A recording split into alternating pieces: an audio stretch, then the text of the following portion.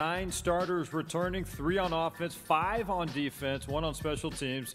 You see the numbers last year, so room to improve here. Season opener, September 1st against Southwest Baptist. And then a week later, the Huskies kick off Southland play in Houston at Husky Stadium against McNeese. And they're making a move offensively to more of a spread offense under the new offensive coordinator at HBU. So we'll get into that and much more right now. Pleasure to be joined on stage by the head coach of the HBU Huskies, Vic Shealy. Good to see you. Great to see you. The road from the very beginning, still a very young program when you arrived in 2012 to now. Talk about the steps you guys have made as a program, and again, expectations going into a brand new season here in several weeks. It's amazing as you start your 5th year, you kind of feel like you're old now, and but it's exciting. I think we have had an exceptional recruiting year. Our players have worked extremely hard in the off season. Had a great spring ball. A lot of staff changes that you mentioned. You know, there's a lot of things that kind of make this year really the feel of maybe the most exciting one that we've started, as coaches to anticipate, and we're excited and ready. Talk about the spring, coming off the spring, and the development of your kids, and what areas are you happy with? What areas do you think need attention? I guess a coach always has areas they need to address going into new season, but what progress do you think you made coming out of spring? Well, I think really when you kind of back up even a little bit more coming out of the 2017 season, which was not successful, on the scoreboard, but I really believe you saw a football program that saw its defense become highly competitive in our league. And our league is a tough league to be good on defense because of the offensive abilities. But we were able to stay in the ball game. 8 of our 11 games last year, the fourth quarter was a very contested quarter. And so, our goal is not to make games close. Our goal is to win ball games. But you got to get there somewhere. I think good defense helps you. Our kicking game stabilized in 2017. Obviously, we really struggled. The takeaway probably was a little bit, maybe some big plays on defense, but the need to score when we were, score points. And we've made some adjustments scheme-wise, offensive staff in some areas where we feel like we've done the necessary things to give us a chance. If you have any questions for Coach Shealy, just raise your hand, and we'll get a microphone to you as well. We got one in the corner. If we get the microphone over there. Oh, we got one right here, as a matter of fact. Go ahead. Sorry. Coach Robert Kelly, Texport Publications. 6th season. How do you compare this year's team's potential to previous seasons? Well, I think we're the most athletic. I think our skill kids now, I'm really confident that I can look at any coach, any program in this league, and that our skill kids are some of the top half in our league now, in a very athletic league. I believe with Raphael Lewis and Derek Bouchard, Raphael being a first-team all-conference corner last year, and Derek Bouchard in 2016 being a second-team all-conference corner, we had the best tandem of corners in our league. And I think when you kind of look at some of the success of some of our young defensive linemen in our program playing early, I think those are some things that really are showing the dividends of the weight room, of good recruiting. We've had 13 players the last 2 years be all-conference. And that's not bad for a program that just finished its 4th year in our league. And so I think there are some markers that, we start looking at players being developed, and then also the effort that, as coaches we go about to try to out-recruit what's on our campus. I feel like we're on progress. The number of wins have not been where we want them. We have to get better. I mean, there's no excuse. We've got to get better on the scoreboard. But there's a process by which you build athletes up in confidence, and this is the most confident and the most athletic squad that in my time at HBU, and I'm excited to see them play. You talked about the position players. You lost a lot of starters from last year. Where do you see your strengths in your position players? Well, ironically not, it's still going to be on defense, because I think here again, when we talk about some of the defensive progress that was made in our program, we had so many injuries on defense, and frankly, it was a real credit to our players and our coaches last year on defense that the number of season-ending injuries that we had, and up until about the last couple of ball games of the season, we were still playing at a very good level. With those injuries, we've got about 8 starters coming back on defense. I mean, I think we published 5, but when you look at significant starters in our program, we have about 8 come back on defense. We also brought in 6 transfers on defense, and we've been a high school recruiting program, and that's been our model. And it causes you, particularly in 2014 and 15, to not be very good, because it's not apples to oranges. But we're at that point now. We thought the junior college infusion needed to occur in order to kind of get us a little bit older in some areas with a little larger graduating class. We did bring in 4 transfers on offense and then an Australian punter. So I think a little bit of the transfer is coming in our program, and it may be just a one-year deal, but we feel like we're beginning to understand what our niche in recruiting is and what our needs, and excited about the way that they've come together in the summer. Back in the corner, Richard. Richard Dean, Houston Chronicle. Coach, you're making the move to the spread offense. What's the main reason why you decided to do that, and who's going to be the trigger man of the offense? I'll answer the first part of that question. It's the easier part. I think after Thanksgiving, you begin as whether you're undefeated or struggling, you evaluate your program, and because with recruiting, that's going to dominate the next 2 months. I really felt like that we needed to do some things where we weren't trying to do everything that was ever invented on offense, and run a system that had proven itself to be one of the very best. And I think, Mike Leach's system is obviously right now one of the very top. You look at what Seth Luttrell's done at North Texas, and what Lincoln Riley's done, what Cliff Kingsbury's done, what Dana Holgerson's doing, of course, Mike Leach himself. Those are the very best offenses in our country. And so we went out and hired the quarterback coach at Texas Tech, Zach Kittley, and his confidence, his intelligence, his leadership's been infectious. Our spring energy on offense was unparalleled at any time. Our recruiting effort, the 6 receivers we have coming in are extremely athletic, and it's the byproduct of that offense. And so I think those things, we also have changed offensive line coaches, and I think those two have worked together at Tech, and that'll really help us. The second part of your question, we really feel like we're in a position now, really probably for the first time in our program, where we can say that we got 2 Southland Conference potential all-conference quarterbacks in our program. I think a lot of people would say that Bailey Zappi did a lot as a true freshman last year to look impressive. But in the one game that Andrew Hayden started against SFA in the first drive, went down and scored a touchdown, and before he separated his shoulder the 3rd series, we're very excited about Andrew's progress in our program. So we have 2 sophomore quarterbacks, and this is not one of those situations where you have 2 quarterbacks, and you can't find one. We feel like right now we got 2 quarterbacks, and both of them are ones. And a starter probably won't be named until about 10 days out, just to give both of them a chance to compete. And I think at the end of the day, that position has to win in your football team. Before you win a football game, you got to win your football team, and that position's we'll know who that guy is here in a few weeks. Okay, Coach, I got another one for you. I'm sorry. Go ahead. Okay. August 6th, first practice. What are your goals for that first outing? Well, I think that one of the greatest challenges that you have that day one is that you want to sit there and be able to start day one where you left off spring in terms of just the recall of the scheme, the technical side. With the new offensive line coach, there's going to be some growth there.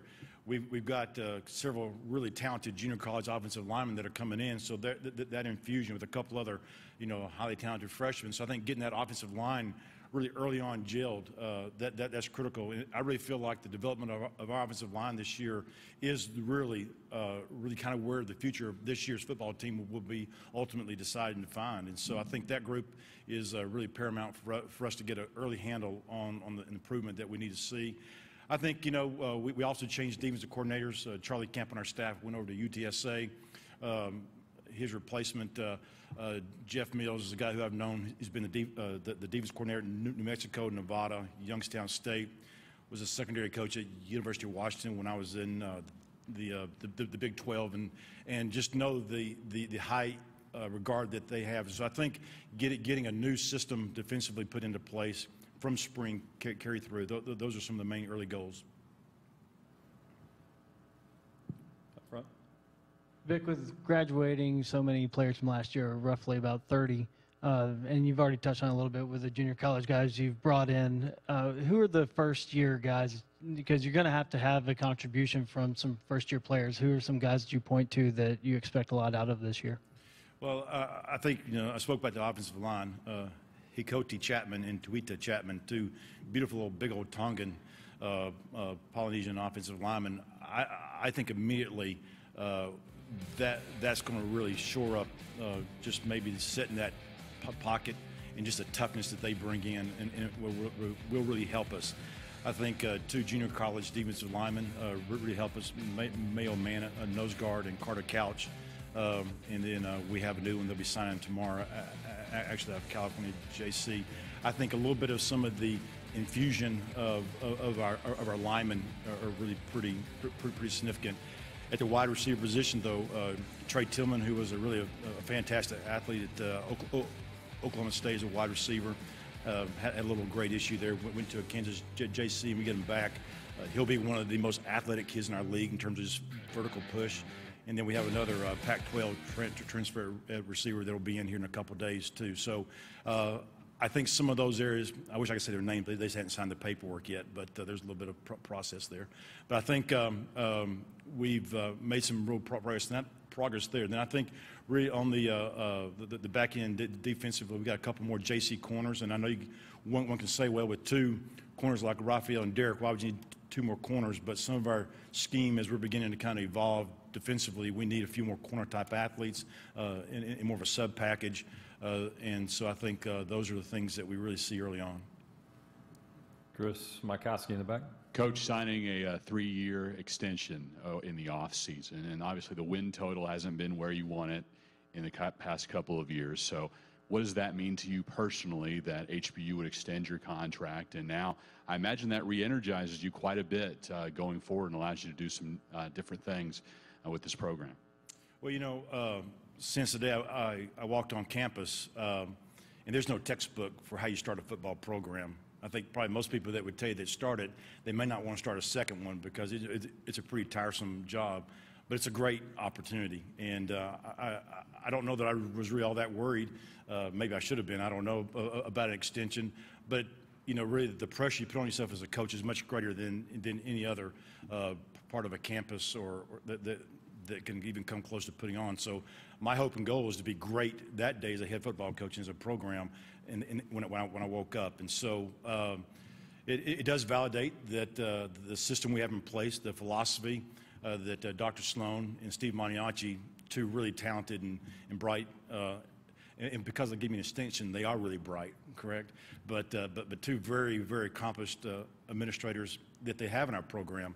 I think if you look at last year, we had 1,000 APR in football. Our historical APR is a 989. I think so. We're doing the things academically that area. I think that we see our program in areas growing. I think here again the development of the number of all-conference players. You know, maybe the all-conference players are not in ratio to the wins on the scoreboard, but we're working on that. And so it's just a great vote of confidence, but it helps in recruiting to be able to sit there and go into a home and sit there and say that I'm going to be your football coach. All right, I'll chat with Coach Shealy a few more minutes here momentarily, but right now we're going to toss it to his left, standing by with Lincoln Rose, two special athletes, student athletes from HBU to talk a little more about the Huskies. Lincoln? Yeah, and Randy, a couple of guys who both play on the same side of the football. Andre Walker, the junior defensive end, Raphael Lewis, the senior cornerback last year. First team all-conference, one of those guys that Coach Shealy was talking about, all-conference players who are really shining for HBU. But a new defensive coordinator this year to lead the way for you guys. In the secondary, what's the biggest change? I think it's just the coverages we're running at the moment. And really, we're just excited Coach Mills is on board, and he can really teach us something new about playing DB. We can be able to pick his brain. Like Coach said, he was a DB coach at Washington, so he's worked with the best, and we appreciate him being on board, and we just want to learn from him.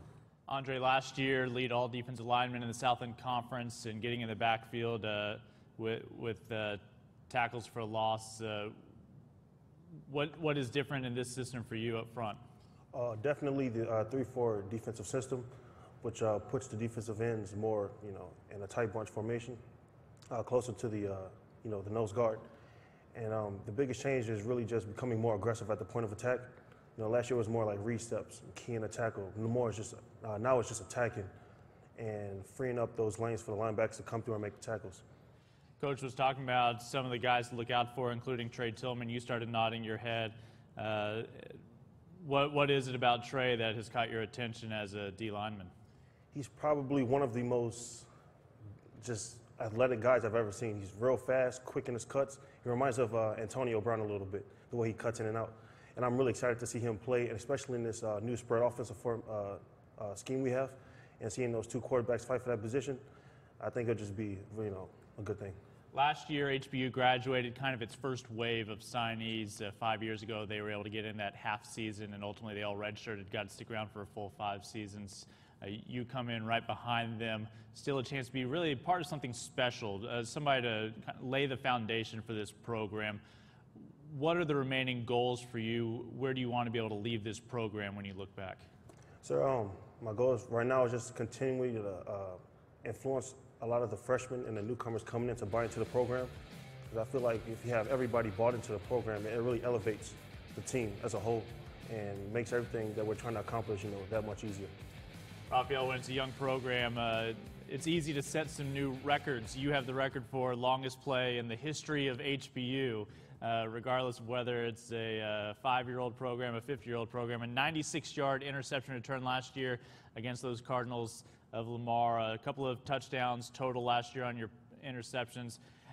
How have you on defense tried to create some explosive plays to keep the excitement going and get that ball back over to the offense? Well, last year our offense had a couple struggles, and we knew that, so we knew coming into the game that if we were able to create turnovers, wherever we were able to give them plus position in yards and field position, or if we were able to score, that we would have a better shot at maintaining the game and winning the game. So I just try to help my team be in the best position to win.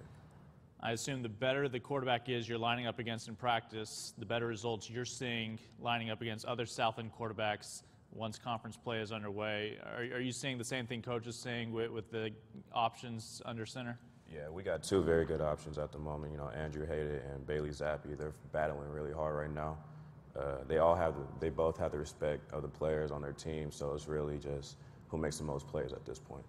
Andre, I feel like if Coach could draw up a student athlete, you would pretty much fit the mold that he would love to have. A 4.0 in the spring. Academics is always something when we're on the phone with Coach, getting ready for a game, just talking about the priorities and how important everything is surrounding football. And if you have a smart individual such as yourself, you have a smart football player as well. But again, congratulations, COSIDA Academic All-District, first team Academic All-Conference. You want to be a neurosurgeon eventually. Where does that come from? Really, it just comes from, just my love of science and my love of, finding new ways to do things. And I feel like medicine really provides me that outlet to really just let my creative juices flow and find new ways to help advance society in a new direction. Can all of your teammates keep up with some of the things you say when you start talking about some of your coursework? Absolutely. We have a lot of smart guys on the football team. Not just your teammates, can all your coaches keep up with what you're talking about? Yes, sir. Absolutely. Yeah. Meanwhile, you talk about some interests. Big anime guy right here, the Ninja Naruto. I was asking you, as a defensive back, do you try to be inspired by Ninja? But you mentioned just as a human being, every day applicable to your life. Yes, sir. It's really just because, when he was younger, it's a redemption story, kind of. It's a feel-good story. It was everyone looked at him as an outcast when he was younger, you know what I'm saying? And when he got younger, he became what's basically known as the president of his village. And it's just nice to know that you can come from nothing and you can turn yourself into somebody people look up to. How do you go from Elk Grove, California, to playing Division I football in Houston, Texas? Oh, goodness. So coming out of high school, I wasn't offered any scholarships, so I decided to go to a JUCO, Sacramento City College, and they really redefined my skills. Coach Danny Walker, I had a lot of faith in him, and he helped my brother get to a NAIA school out in Nebraska, but I knew I was able to go D1, and I knew I wasn't going to settle for anything less than that. So my first year was kind of injury-ridden there, and in my second year, I got to play a full season. I showed what I can do, and I got a couple scholarship offers, but Houston Baptist really showed me the loyalty, and I respected that a lot. So they got me out on the visit, and I loved it out here, so I decided to commit. Andre, when the Southland Conference expanded the last time, they added big markets like San Antonio, Houston. Obviously, you guys getting your college education in Houston, I have to imagine it's going to create opportunities for you after football, especially if you want to pursue neuroscience. What's it like being a college student in one of the biggest cities in the world? It's very, very exciting. Actually, my internship that I'm doing this summer was because I was in Houston. So that just goes to show you how many opportunities you have around in such a, wide city. And Houston is known for its medical field.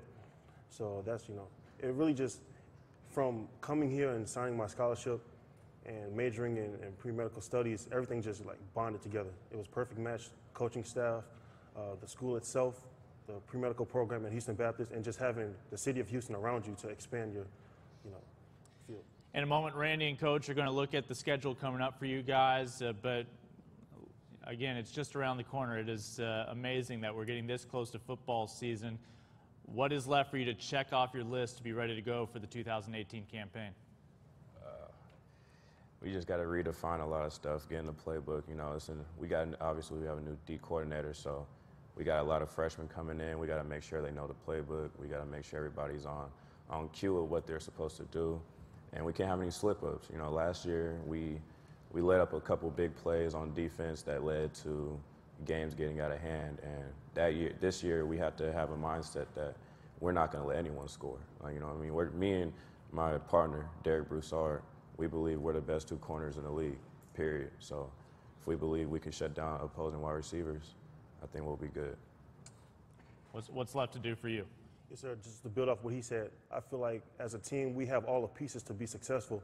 The only thing we have to do is just to learn how to work together, get inside the playbook, and execute what's written on the game plan. We have the receivers to go with the spread offense. We brought in a lot of big-time defensive linemen. We have two of the best corners in the league. We're just surrounded by talented players. We just need to learn how to play and work together. Guys, looking forward to it. Thanks for hosting us here in your backyard. Yes, sir. No problem. Randy, no pressure on you, but a reminder, you are standing next to the greatest head coach in HBU football history. There you go. Vic Shealy here, done a great job, and big expectations in 2018 as they look to build with some experience on the football field on both sides. Vic, I want to ask you about a couple of guys specifically on the offensive side. Talk a little bit about, you mentioned the quarterbacks, your tight end, Tyler Kelly. Talk about what he was able to do for you next year and what you're expecting and needing out of him. Well, Tyler's a really athletic kid. He's a kid of great size and frame. He's got good ball skills, and so Tyler's struggled through the spring with some injuries, and so right now he's kind of coming back from a really tough high ankle sprain. So it's been a little bit slowed, but we expect him. And then we have another sophomore tight end, Coleman Robinson, that has had exceptional spring. So we really kind of feel good about the big athlete there, as a part of our receiving corps. Well, I think I want to ask you, and it's been in the off season. You guys suffered a loss within your football program, the passing of Garrett Dolan, an outstanding linebacker, one of the original 13 guys that you brought in. Talk about that if you don't mind. I know that was a very tough time for your program and for the university. It was tough. Garrett was every coach's dream as a player, and I love Garrett as if I would adopt him if he needed a dad. He's was a great student, was over 3.0 business finance major. Obviously, was a tremendous football player and was a great leader in our program. But, there's a lot of stories that have come out since his passing there in terms of him affecting the lives of others on campus that were non-athletes. And I think for us, a young program, it's important to have men that, whether they're still alive or whether they're not, that leave a legacy and inspire others to be better. And there's no doubt that Garrett will do that. And I tell you, as coaches and his administration there at HBU, we will do a good job in Garrett's legacy and in his memory being kept alive. What was your message with the team, again, during a very, very tough circumstance? Well, I think the big thing there is just to let them know that when you lose someone like Garrett and the pain and the hurt that comes with that, would you none of us would want to see Garrett leave, but would you much rather have a teammate that you have that regard 4, as opposed to never knowing them at all, and a kid like that having never had an influence in your life. And so look at the difficult time and be thankful that you've got that kind of a guy in your life that you can remember. All right, before we wrap it up, let's talk about your schedule. You guys will get on the practice field soon, and you open with 3 straight at home. Talk about what that means, hopefully, to get some momentum rolling. You've got Southwest Baptist opening up, and then you're immediately into conference play with McNeese and ACU, I believe. You know, I'm excited. I think, with facing Division II school there early on in Southwest Baptist is an improving Division II program, but it's a good game for us there. And then I love playing conference games early. And so, I'll ask our commissioner to line us up early in the league every year. I just think that it adds some real purpose to what you do in fall camp. And having Abilene Christian and McNeese at home is really good.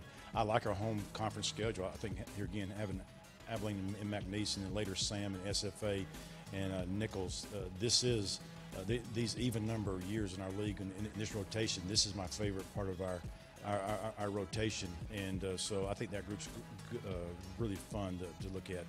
I think that middle part where we're on the road to SMU, Central Arkansas, and Southeastern Louisiana, that 3-game away stretch will be probably really critical for us. We need to come out of that thing, and I know because we're young and we haven't won a lot of games, sometimes people think it's just coaching speak that you talk about, but we're going to find a way to win some games in that middle stretch. And then what that does to set the pace for the last half of the season, I believe in this team. I think we're going to shock some folks.